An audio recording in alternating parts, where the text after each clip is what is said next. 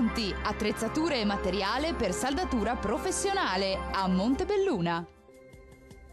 Migliora un po' ovunque sulle nostre regioni dove torna a prevalere il sole. Vediamo il dettaglio. Sul Veneto diffusa parziale nuvolosità, soprattutto sui settori alpini e sulle alte pianure, ma con schiarite e soleggiate prevalenti. Sole altrove, salvo qualche nube alta, ma del tutto innocua.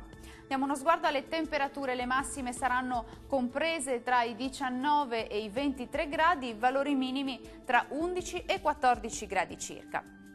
Spostiamoci ora a vedere che tempo farà sul Friuli Venezia Giulia. Anche qui il tempo sarà buono, il cielo sarà poco o parzialmente nuvoloso un po' ovunque con schiarite soleggiate prevalenti.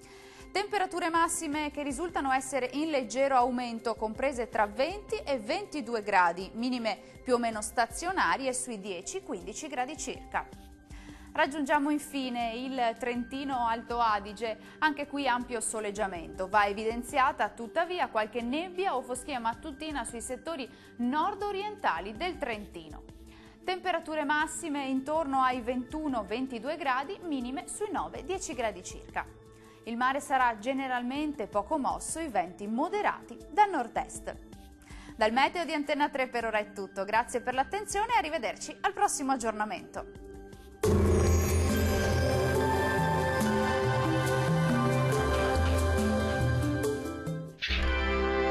Tremonti, attrezzature e materiale per saldatura professionale a Montebelluna.